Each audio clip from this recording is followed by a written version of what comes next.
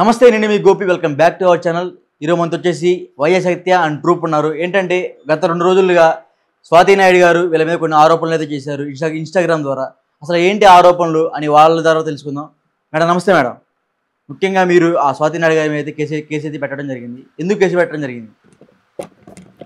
తను మమ్మల్ని బ్యాడ్గా క్రియేట్ చేయడం, ఒక తన బ్యాడ్ అయి ఉండి మేము అది ఎలా చెప్పాలో కూడా అర్థం కావట్లేదు. చాలా ఘోరంగా ఉంది. అది డైజెషన్ అయితే చేసుకోలేకపోతున్నాను నేను. అసలు మీరేమన్నారు? ఆమె అలా అసలు నేను ఏమల్లే, మా అన్నదానికి కొలబరేషన్ పెట్టా. ఏం మాట్లాడారు కూడా నాకు తెలియదు. కొలబరేషన్ పెట్టమంటే అన్ని వీడియోలాగే మన కాశీల వీడియోస్ కూడా కొలబరేషన్ పెట్టారు. అలా చాలా వీడియోస్ కొలబరేషన్ పెట్టారు. అట్లా పెట్టినందుకు మమ్మల్ని బ్యాడ్ చేసి, అమ్మాయి అనగా నన్ను అనగా బ్యాడ్ చేసి, మేము ఒక బజార్ తను అట్లా క్రియేట్ చేసి చాలా బ్యాడ్గా. నాకు ఇప్పుడు ఇంట్లో మా వాళ్ళకి తెలిస్తే నన్ను స్వాతి నాయుడు అసలు మిమ్మల్ని ఏమన్నారు చెప్పండి. ఏం చెప్పాలి చెప్పండి. అది స్వాతి నాయుడు ఏమన్నారు మిమ్మల్ని? అసలు ఆ మాట ఎట్లా చెప్పాలి చెప్పండి. అది ఏమన్నారు అంటే చెప్పండి. వీళ్ళిద్దరిని కూడాను క్యారెక్టర్ అసోసియేషన్ చేస్తుంది. అసలు గొడవ ఎక్కడ వచ్చిందంటే, ఈ స్వాతి నాయుడు అనే పబ్లిక్ కదా, ఆమెని ఉప్పల్ బాలు మా టీంలో పెట్టిండు. ఫస్ట్ ఒక ప్రోగ్రామ్, ఆ ప్రోగ్రామ్ పేరు రుచి చూపిస్తానే వంటల ప్రోగ్రామ్. ఓకే. తర్వాత ఆమెని మాతో పాటు చాలా షూటింగ్స్లో ఈవెంట్స్ అన్నీ పెట్టాం. రీసెంట్గా పెద్ద బాస్ అనే షో విజ్జుగౌడ్ది, అందులో కూడా పెట్టినాం.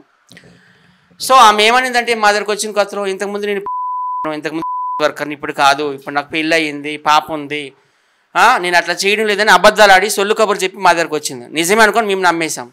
కానీ మేము ఏ రెస్టారెంట్లకు వెళ్ళినా, ఏ హోటల్కి వెళ్ళినా, ఏ ఈవెంట్కి వెళ్ళినా మగాళ్ళ దగ్గర ఫోన్ నెంబర్లు తీసుకోవడం, వాళ్ళ ఇంటికి పిలిపించుకోవడం ఇట్లా చేస్తుంది. పబ్బులకి వెళ్ళి కూడా ఎప్పట్లాగానే అక్కడ మగాళ్ళు గోకి ఇంటికి తీసుకొచ్చి చేస్తుంది. ఈ క్రమంలో ఏమైందంటే, నాకు ఉప్పల్ బాలకి మా టీం అంతటికున్న మహిళా సంఘాల వాళ్ళు, అలాగే సోషల్ యాక్టివిస్టులు కూడా మాకు కాల్ చేసి, ఫోన్లు చేసి, అది పబ్లిక్ ప్రాసిక్యూట్ కదా, దాని మీద ఆల్రెడీ కేసులు నడుస్తున్నాయి. కరాటే కళ్యాణకు కూడా కేసు పెట్టింది. మేమందరం పెట్టాము. మనది భారతీయ సంస్కృతి అంటే చాలా గొప్పది. ఆమె ఇక్కడ సెక్స్ వర్క్ చేసుకుంటుంది, ఆ వీడియోలు తీసుకెళ్ళి క్రోమ్లో పెడుతుంది, అవి వీడియోస్ అని అంటుంది. ఈ ఇండియాలో ఇది ఇల్లీగల్. అలాంటి ఆమెని మీ టీంలో ఎట్లా పెట్టుకున్నారు అని మాకు అందరూ కూడా వేసుకుంటున్నారు. సో మేము ఆమె కొన్ని రెస్ట్రిక్షన్స్ పెట్టాము. ఈ వీడియోలు చేయకూడదమ్మా, నువ్వు అక్కడికి వెళ్ళకూడదు, ఇక్కడికి వెళ్ళకూడదు అని. మీరు చెప్పినట్టు నేను వినాలా, మీరు చెప్పినట్టు నేను చెయ్యాలా అంటూ గత 10 రోజులుగా గొడవలు తీస్తూనే ఉంది. ఇవన్నీ మీరు ఆమెకి పరిచయం లేకముందు ఇవన్నీ తెలీదా? తెలుసు. మారిపోయినాని వచ్చింది మా దగ్గరికి. అదే కదా చెప్తున్నా నేను, మారిపోయినాని వచ్చింది. సర్లే మారిపోయినంటుంది, ఎవరికైనా ఛాన్స్ ఇవ్వాలి. ఇప్పుడు పెళ్లి చేసుకుందాం సినిమా ఉంది, అందులో వెంకటేష్ సౌందర్యని ఎవరు రేప్ చేసిస్తారు, కానీ వెంకటేష్ ఛాన్స్ ఇస్తారు కదా. అలా మేము ఇచ్చాము ఆ సినిమాని ఆదర్శంగా తీసుకొని. ఇంకా ఆమె ఇంకా ఎప్పటిలాగానే కథ అనమాట. ఇంకెందుకని చెప్పేసి ఇంకా ఆమెను మేము బయటికి తోసేసాం. తోసేయడంతో ఇంకా ఉప్పల్ బాలు వైజాగ్ సత్య నన్ను బయటికి తోసేశారు కదా, నాకు ఇంకా అవకాశాలు రావు ఏమో అని అనుకుందేమో కానీ, ఇంకా పిచ్చిగా మా టీం అందరి మీద కూడా ఆమె ఎలిగేషన్స్ చేస్తుంది. అంటే నా మీద నేను ఒక బ్రోకర్నట, మా ఇంట్లో వస్తారట పోతారట, పిచ్చిగా నా మీద కూడా. ఈ అమ్మాయి పేరు ఉషా, ఈ అమ్మాయి మీద కూడా, ఈ అమ్మాయి కూడా ఒక ఈ అమ్మాయి కూడా ఒక అని. అంటే ఇప్పుడు మీరు ఏమైనా మెగాస్టార్ ఆయనేమో కాదనట్లేదు, మీరు బయట వచ్చేసారు కాబట్టి అవకాశాలు రావట్లేదు అన్నారు కదా, మీరు ఏమైనా మెగాస్టార్? అవకాశాలు ఎలా ఇప్పిస్తారు? నేను కాదు, నువ్వే మెగాస్టార్. మెగాస్టార్ కాదు, యాంకర్ గోపి మెగాస్టార్. నేను మెగాస్టార్ అని ఎక్కడ చెప్పాలా? మరి మీరు ఎలా అవకాశం? మా టీమ్ లో ఉన్నప్పుడు ఆమెకు చాలా అవకాశాలు వచ్చినాయి, మీ అందరికీ తెలుసు ఆ విషయం. షూటింగ్లు అయితేనేమి, ఇంటర్వ్యూలు అయితేనేమి, రియాలిటీ షోలు అయితేనేమి వచ్చినాయి. అలా అనుకుందేమో బ్రెయిన్ లో, ఎవరికి వచ్చిన వాళ్ళకే వస్తాయి. కొన్ని ఆరోపణలు కూడా చేశారు. వైఎస్ సత్య నాకు ₹1,00,000 డబ్బులు ఇవ్వాలన్నది. ఎవరికి? వైఎస్ సత్య స్వాతి నాయుడికి ₹1,00,000 డబ్బులు ఇవ్వాలంట. నిజమేనది? ఆమెకి నేను ₹1,00,000 డబ్బులు ఇవ్వాలా? ఆమె బతుక్కి 500 ఎక్కువ. అసలు షూటింగ్లో నల్ల ఏనుగులాగా ఉంటుంది, సోఫాలో కూర్చుంటే లెగలేదు, డైరెక్టర్ పిలిచిన గంటకు వస్తుంది, ఒక డ్యాన్స్ రాదు, ఒక యాక్టింగ్ రాదు, ఒక పాట పాడడం రాదు, ఎంతసేపు కింద పైన చూపిస్తుంది. ఆమె 2 క్వాలిఫికేషన్, అది ఒక్కటే. సర్లేండి కానీ ఇగోండి నాకు ఎట్లా పెడుతున్నారంటే వీళ్ళు, వైజాగ్ సత్య గారు మీరు పెద్ద పెద్ద వ్యక్తులతోటి పరిచయాలు ఉన్నాయి, సినీ యాక్టర్లతోటి, పెద్ద యాక్టర్లతోటి మీకు పరిచయాలు ఉన్నాయి. సుమన్ టీవీ తోటి కూడా మంచి పరిచయాలు ఉన్నాయి. ఆ రోజు పెద్ద వ్యక్తులు మరణించినప్పుడు కూడా అక్కడ మంచి పెద్ద ప్రెస్ మీట్లు పెడుతున్నారు మీరు.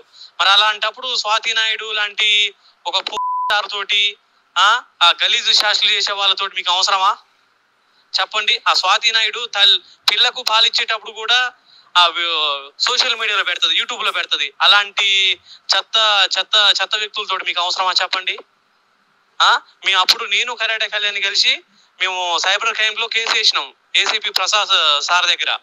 కేసు వేస్తే గట్టిగా వార్నింగ్ ఇవ్వడం జరిగింది. కేసు అది రన్నింగ్ లో ఉంది. అది అట్లా మీరు ఇక నుంచి అయినా మీరు మారతారని కోరుకుంటున్నా. మారకపోతే మీ మీద గిట్ట కేసులు పడతాయి. వైజాగ్ సత్య గారు, ఇప్పుడు మేము వదిలే ముచ్చటే లేదు. ఇప్పుడు మహిళా సంఘాలు, ఏబీవీపీ, ఆర్ఎస్ఎస్, బజరంగ దళ్ వాళ్ళ దృష్టి గిట్ట తీసుకుపోతాం. ఇప్పుడు మొన్న హోలీ పండుగ నాడు ఉస్మాన్ యూనివర్సిటీలో ఘనంగా నిర్వహించారు ఏబీవీపీ వాళ్ళు. వాళ్ళ దృష్టి గిట్ట తీసుకుపోతాం. అవసరమైతే చట్టపరమైన చర్యలు తీసుకున్నప్పుడు దేహశుద్ధి కూడా జరుగుతుంటది కొన్ని చోట్ల. స్వాతి నాయుడుకు మాత్రం ఖచ్చితంగా జరుగుతుంది. మీరు అలాంటి వ్యక్తులతోటి మీరు దూరంగా ఉండాలి. మీకున్న మంచి పేరు పోతుంది. ఇప్పుడు మీకు మంచి పేరు ఉంది, మంచి ఫ్రేమ్ వచ్చింది మీకు. అలాంటి చెత్త వ్యక్తులతో మీరు పరిచయాలు తగ్గించుకోండి. వాళ్ళతో తిరగడం కూడా ఆపేయండి.